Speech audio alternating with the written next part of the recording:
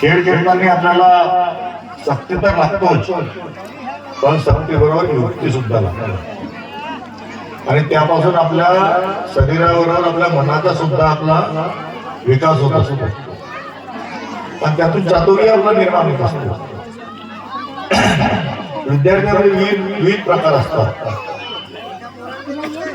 का कोणी आपला अभ्यासात हुशार असतो, कोणी खेळामध्ये हुशार असतो, कोणी आपला कामधंद्यात आपला हुशार असतो.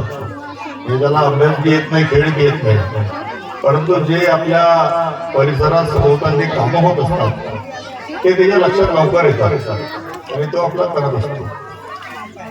आता आपण जे शिक्षणाची किंवा खेळण्याची जी पद्धत आहे त्याच्यात आपण बदल झालेला आपल्याला दिसत आहे. पूर्वी लहान मुलं विद्यार्थी हे शिक्षणही घेत होते, खेळत पण होते आणि घरी आई वडिलांना मदत सुद्धा करत होते.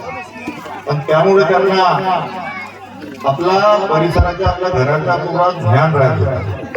परंतु आता फक्त खेळण्यापुरते आणि अभ्यासापुरते आपला विद्यार्थी होतात, कारण की आता स्पर्धा वाढली, जो शिकेल तो टिकेल असा झालेला आहे.